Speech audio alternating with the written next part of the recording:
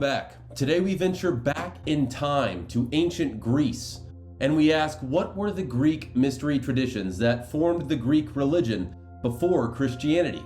And how did these mysteries emerge from the ancient world's most sacred wisdom? As we saw in our last video, the ancient Egyptian mysteries profoundly influenced Greek religious thought through centuries of cultural exchange, trade, and philosophical pilgrimage.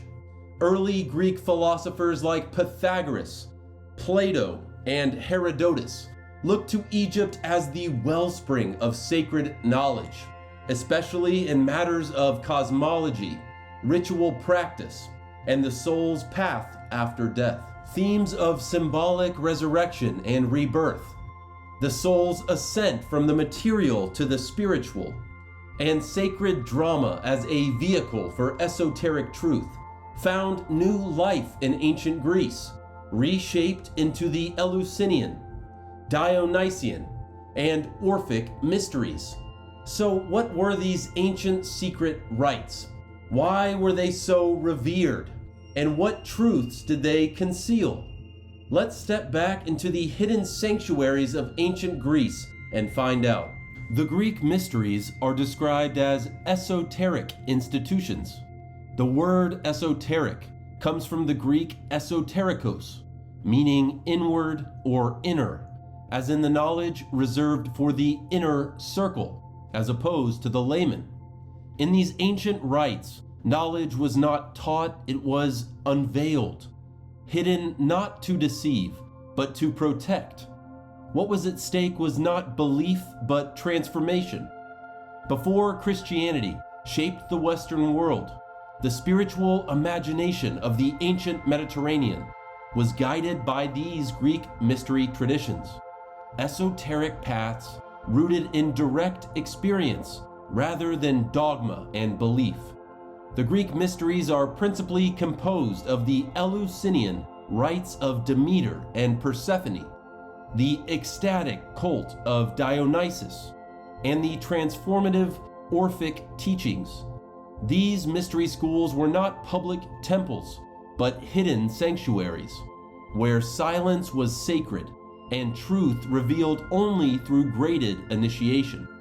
Those who sought entry underwent ritual purification and symbolic death, emerging as Mystai, the name given to initiates awakened to knowledge concealed from the unprepared. We will now uncover the esoteric secrets of these Greek mystery traditions, first beginning with the mysteries at Eleusis, then moving onward to the Dionysian Mysteries, and finally we will end with the Orphic Mystery schools.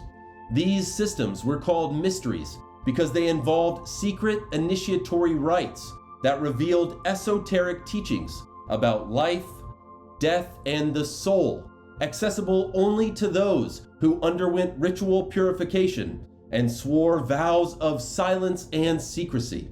So let's dive in and initiate ourselves into these Greek mystery traditions. We begin with the mysteries of Eleusis, formed between 1500 to 800 BCE and ending in the 4th century CE.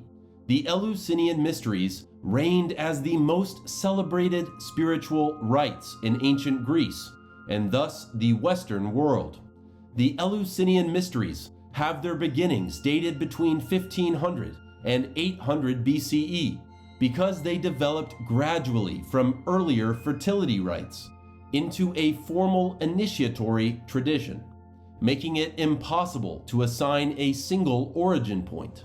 The Eleusinian Mysteries centered on the Greek goddess of agriculture and fertility named Demeter, and her search for her daughter Persephone, the Greek goddess of vegetation and grain, who becomes abducted by the god of the underworld named Hades. These annual initiations offered profound visions of death, rebirth, and spiritual immortality. A candidate could undergo the Eleusinian Mysteries only once in their lifetime, because the initiatory experience was considered a singular, transformative encounter with the divine, never to be repeated. Demeter, Persephone, and Hades personify the cycle of the seasons, with Demeter as the nurturing summer earth, Persephone as the life descending into and returning from the underworld, and Hades as the hidden force of winter that draws growth inward for rebirth. Crucial to these rites was a sacramental drink called kykeon, possibly containing ergot, a fungus thought to contain psychoactive or psychedelic properties.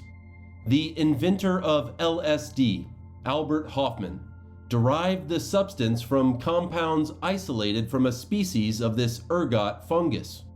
In the book The Road to Eleusis, the inventor of LSD, Albert Hofmann, alongside scholars R. Gordon Wasson and Carl A.P. Ruck, speculate that the sacred drink used at the Eleusinian Mysteries called kykeon contained natural lysergic compounds that induced psychedelic visionary states for initiates. These rites included fertility sacrifices of pigs and bulls, symbolic of the regenerative properties of the earth and cosmos.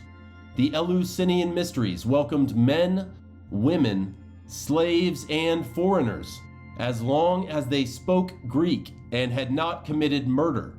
Greek philosophers Pythagoras and Plato are recorded to be initiates of these mysteries, carrying forth themes from these rituals into their respective philosophies. So we've covered the Eleusinian Mysteries. Next we have the Dionysian, which solidified between 1300 and 600 BCE, and also lasted into the 4th century CE. These rites celebrated Dionysus, the god of wine, fertility, and ecstatic transformation. The Dionysian Mysteries centered around the myth of Dionysus and his mythic death and rebirth. In this story, the death of Dionysus was actualized by the Titans, a powerful race of deities who ruled the cosmos before the Olympians. The Dionysian rites dramatized the soul's fragmentation and reintegration, echoing the death of Dionysus and his eventual rebirth. Nocturnal ceremonies featured intoxicating wine mixed with botanicals, known as trema, along with frenzied dance, theatrical performance, and trance. Women played central roles, entering ecstatic states that temporarily dissolved social identity, engaging in sacred madness. The bull, a fertility symbol tied to lunar, seasonal, and astrological cycles, was a key sacrificial emblem. The Dionysian Mysteries used bull horns as sacramental cups to symbolize the raw vitality and sacred madness of Dionysus, whose divine essence was often associated with the bull as a vessel of ecstatic power and transformation. Though more ecstatic and chaotic than the Eleusinian rites, the Dionysian Mysteries shared core elements of dramatic reenactment, symbolic death and rebirth, and the promise of spiritual renewal. To summarize thus far, the mysteries of Eleusis offered stability through sacred order, while those of Dionysus offered transcendence through divine chaos. Their difference lies not in opposing goals, but in complementary paths to the same mystery. The Dionysian Mysteries heavily influenced the later Orphic Mysteries, as well as more contemporary traditions like Neoplatonism, Gnosticism, Christian sacramental thought, and Renaissance occultism, echoing ecstasy, theatrical ritual, and transformation through vision. After the Eleusinian Mysteries and the Dionysian Mysteries, finally we come to the last of the 3 Greek mystery traditions that we will discuss, the Orphic Mysteries, which began between the 6th and 4th centuries BCE and lasted, like the 2 prior, into the 4th century CE. As opposed to the Dionysian mysteries just discussed, that were ecstatic, communal, and focused on divine madness and transcendence through ritual frenzy, the Orphic Mysteries were more monastic and philosophical, with a structured cosmology and ethical code.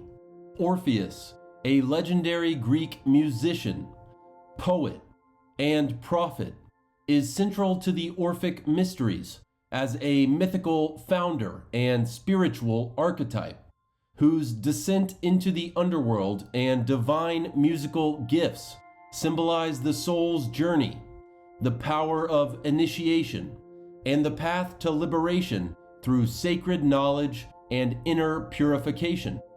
While Orpheus served as the legendary initiator and teacher, it was the myth of Dionysus and his death, dismemberment, and rebirth that embodied the cosmic drama of the soul's fall and redemption at the heart of Orphic cosmology. Like the earlier Dionysian mysteries, the Orphic Mysteries, also known as Orphism, use the same myth of Dionysus as their central theme. Orphism taught that humanity was born of the Titans, who devoured god Dionysus, leaving each soul with a dual inheritance, a divine spark from the god and a shadow of titanic chaos, bound to the material world and longing for return to the spiritual realm. Orphism encouraged its adherents to follow the path of strict discipline and firm restraint, to practice vegetarianism, and to perform initiatory rites designed to purify the soul and liberate it from the cycle of rebirth and reincarnation, called metempsychosis in Orphic tradition.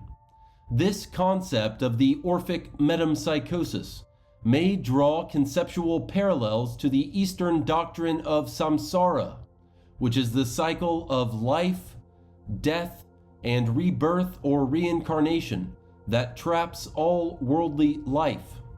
Hinduism uses the word moksha, and Buddhism uses the word nirvana to describe the escape from this cycle of samsara. This Greek idea of metempsychosis was likely influenced by earlier Hindu and Buddhist concepts of reincarnation and the soul's karmic journey, transmitted through cultural contact with the East via trade, conquest, and philosophical exchange. These ideas found in the Orphic Mysteries laid early foundations for Western esoteric systems by introducing the theme of the soul's ascent from material bondage to divine union, a structure that reappears in later Platonism, Neoplatonism, Hermeticism, and early Christian mysticism. Orphism taught that the path to salvation was through purification, ethical living, and mystical knowledge. The symbolic death and resurrection of Dionysus foreshadowed similar motifs found throughout medieval alchemy and Renaissance esotericism. As such, Orphism served as the philosophical and symbolic precursor to many of the core themes that later characterized mystery schools and secret societies, laying the foundation for the lineage of the future Western esoteric tradition. For those paying attention, we have noted that the major Greek mystery traditions, made up of the earliest Eleusinian, onward to the Dionysian, and into the latest Orphic Mysteries, all met their end in the 4th century CE. So why did they disappear? By imperial decree in 391 CE, Christian Roman Emperor Theodosius I banned pagan rituals and ordered the closure of all temples. Around 395, Gothic forces destroyed the sanctuary of Eleusis, and it was never rebuilt. By the 5th century, these mysteries had disappeared from public religious life and were considered extinct. Because of this persecution, and due to the strict oaths of silence binding the initiates, little beyond what has been shared today is known about the Greek mystery schools. Most existing information is derived from classical authors, limited archaeological findings, and later interpretive texts. Yet the legacy of the Greek mystery schools lives on. We know these mystery traditions shared key features of voluntary initiation, secrecy, ritual reenactment of myth, and the promise of personal transformation. They all employed solar, lunar, and celestial symbolism to align initiates with cosmic rhythms, a hallmark of esoteric thought. We will end our discussion on the Greek mysteries with a quote. Robert Macoy, 19th century Masonic author, wrote in his 1866 book, The General History of Freemasonry, that it appears all the perfection of civilization is due to those institutions which, under the veil of mystery, sought to illustrate the sublimest truths.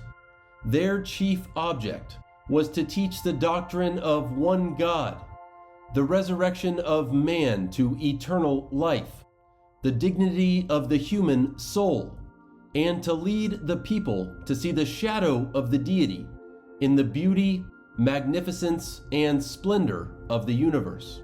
In our next video, we will explore how the Roman mystery schools of Isis and Mithras preserved core elements of the earlier Greek traditions while evolving their philosophical frameworks, continuing a lineage of secret initiation, mythic ritual, and celestial symbolism.